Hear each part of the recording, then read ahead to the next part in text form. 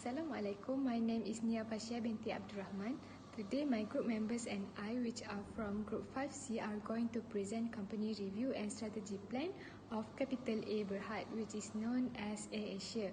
Capital A Berhad is a Malaysian multinational low-cost airline headquartered near Kuala Lumpur.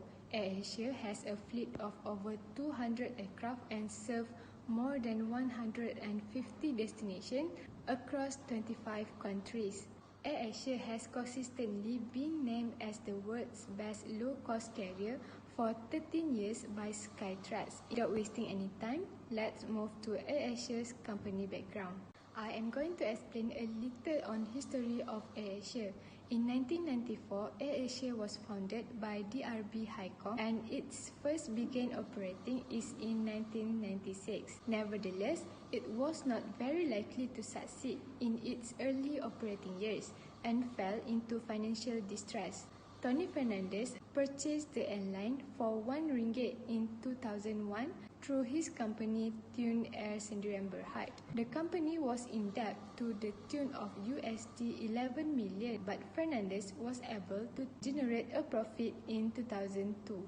Tony Fernandes established a 5-year plan to expand its network of routes in 2006. Fast forward, in 2020, Airasia ceased operating as a result of the COVID-19 epidemic. Following the lifting of travel restrictions in 2021, Airasia resumed overseas flights. Last year, in 2022, the company changed its name from Airasia Group Berhad to Capital A Berhad. Next, Airasia vision is to be the largest low-cost airline in Asia and serving the 3 billion people who are currently underserved with poor connectivity and high fares. While for mission, Airasia has 4 missions. Firstly, Airasia aims to be the best company to work for, whereby employees are treated as part of a big family. The second mission is to create a globally recognized Asian brand.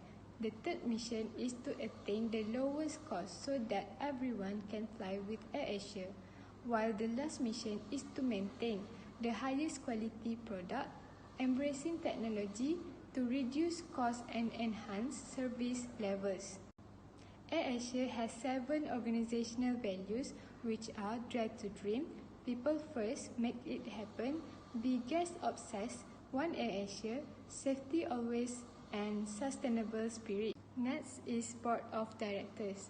Tan Sri Rafidah Aziz is the Senior Independent Non-Executive Chairman. Next, Datuk Lim Kian On is Non-Independent Non-Executive Deputy Chairman. Datuk Kamaruddin bin Maranun, Tan Sri Anthony Francis Fernandes, and Datuk Family E are Non-Independent Non-Executive Director, while Datuk Yusli bin Muhammad Yusof and Tan Sri Asmat bin Kamaluddin are the Independent Non-Executive Director. Next, let's focus on the SWOT analysis of Airasia. For the term of strength, it consists of a low-cost business model, high focus on innovation and technology, and strong partnership with parties. Meanwhile, for the term of weaknesses, it consists of low-quality services, sustaining costs, and limited maintenance, repair, and overhaul facilities. Regarding the opportunities, it consists of expansion in overseas travel and growing its brand name, while for the threats, it consists of safety concerns and high risk of accidents, increasing cost of expenses, and high competition. For PESTEL, P. Standardized global protocols to facilitate cross-border air travel recovery. Second, relaxation of travel restrictions to stimulate air travel and support global economic recovery. S. First, organize #Time to Listen campaign. Number 2, rising usage of social media in the airline industry. T. Airasia Super App partners with MG Group to strengthen online travel agency OTA position. For L, Airasia losses case to payment of outstanding passenger service charges PSC. Malaysia Airports and Capital A confirmed the discontinuation of legal proceedings. For the last one, E, Airasia building a sustainable future starting with cabin waste. That's all. Thank you. IFE is a strategy method that company use to assess organization internal environment and identify its strengths and weaknesses. For strengths part, low-cost business model has received the highest rating because Airasia company always offer affordable price. Meanwhile, for weaknesses part, Airasia often known with their low quality service, even though the price is affordable. EFE is a strategy method that used to assess company external environment and identify its opportunities and threats. For opportunities part, expansion in overseas travel has received highest weight score because Airasia seems to have big chance to shine in international level. Meanwhile, for the threats part, safety concern and high risk of accident has become the main focus for this company. Competitive profile matrix able to illustrate competitor information analysis. The company may evaluate on data between their competitors using variety competitive metrics. From overall analysis, Airasia company has received the highest score with 3.24, which can be considered the company is stable and in good condition.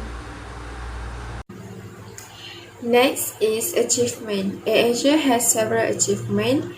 One of it is Airasia has successfully won the award as the world's best low-cost airline for 13 years at a Skytrax World Airline Awards 2022. Second, Airasia continues to win world's leading low-cost airline award at the World Travel Awards for the 10th time in a row. Third, Airasia successfully won the world's leading low-cost airline cabin crew award for the 6th time in a row. Fourth, Airasia received global recognition for its pioneering efforts in digital advancement at the Future Travel Experience World Ancillary Awards.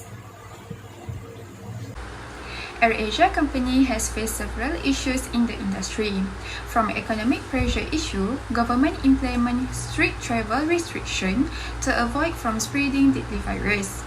This has caused company do not have any revenue since 96% from the airplane is not being used. Next, from continuing globalization issue, they have made retrenchment about 10% from 24,000 employees. They must terminate some employees' service because they need to pay other costs. Then, customer service issue. They having a hard time to give refund for their customer because of financial issue due to COVID-19 pandemic. They do not have any scheduled flight for a year, so they do not have enough financial support. Plus, health protocol issue. They need to ensure passenger must fulfill other country health protocol because it might be different from our country. Moving on into the next part, which is space metric. From the metric, we can conclude that Airasia is an industry with high growth and stable financial. It is because the aggressive strategy lies between the attractiveness of the industry and the financial strength owned by Airasia. The aggressive strategy is indicating that the company can fully exploit available opportunities and enhance its market share. The plot has fallen into cell 5, where Airasia company need to apply hold and maintain strategies. These strategies consist of two tactical strategies, which are product development and market penetration. Next is BCG metric. From the metric, we can see that Airasia is in quadrant 2, which is stars that represent the products or services with a high market share in high market growth. It shows that Airasia has a strong competitive advantage in the market and has potential to continue moving forward. From product development strategy, Airasia can develop new service instead of relying on 100% in airline business, or they can figure out the better ways in upgrading airline service. While for market penetration, the company with existing product able to expand their influence through boosting sales among existing customers. Next, the aggressive strategies in the space metric consist of several strategies including backward integration, market penetration, market development, product development and diversification. Lastly, the strategies found in quadrant 2 in the BCG metric are backward integration, market penetration, market development and product development. We have chosen 3 best strategies among the metrics, which are product development, market penetration, and backward integration. From product development, they need to search the other ways to find money sources, such as delivery luggage or improve existing service, especially in customer service. Other than that, market penetration, where company update their digital marketing strategy for improving brand recognition and show their good side of service. The last strategy is backward integration. This strategy often involves mergers or purchases with other companies that supply essential materials. For example, Airasia are encouraged to build good relationships with companies that supply important raw materials to avoid any shortage to ensure the business can run smoothly. The strategic management basically used to assess several strategic choices and identify the suitable one of the available methods. From the analysis, enhanced customer service has received the highest score with 5.87. Assalamualaikum warahmatullahi wabarakatuh. My name is Wan Alia binti Wan Abdul Aziz. For the strategy implementation, first, product development. Airasia may improve its communication channel in Airasia apps by adding the flight schedules to meet the needs of customers. So the important is to remain competitive in a highly dynamic and fast-paced business. The expectation of this strategy is Airasia may need to regularly assess the needs and preferences of their customers and develop new products and services to meet those needs. The consequences, if the strategy is not implemented, decrease customer satisfaction of Airasia. Second, struggle to stay up with rivals that are bringing new and better products and services. The last one is conclusion. Successful new product development can lead to increased sales and revenue, while unsuccessful products can result in lost resources and lost opportunities. Next, for market penetration, Airasia may implement market penetration as one of its new strategies since the company will not introduce the new products. Airasia can improve its promotion campaign. So the important number one is develop and expand Airasia's operation. The expectation of this strategy is need to respond to changing market conditions and customer preferences. The consequences if the strategy is not implemented: first, the company will have reduced revenue. Second, Airasia's profitability may also be negatively impacted. So the last one is conclusions. Airasia should consider its target market and the competitive landscape when developing a market penetration strategy to ensure that it is effective and aligned with the overall business goals. Backward integration is a strategy approach where a business expands its business of acquisition of the raw materials or components utilized in the creation of its goods or services. Firstly, since Asia Digital Engineering (ADE), subsidiary of Airasia Group, provides a variety of aircraft services, Airasia must take major control over its aircraft maintenance by acquiring narrow-body and wide-body of aircraft components. As the group has been sending aircraft to other MRO operators, which has caused high maintenance costs, Airasia should handle the complete maintenance. Other than having MRO in Malaysia, ADE can use this strategy for other nations like India and Indonesia to support more local, regional and international operators. As for exploitation of this strategy, Airasia may expect to achieve better control over its supply chain's timeliness. Airasia can expect to increase its competitive advantage by developing their own low-cost, high-benefit technology. Next are the importance of backward integration strategy. Firstly, it will increase control. The raw material quality can be monitored based on the final product quality required. Airasia can then control their operational and production costs by producing raw material in-house.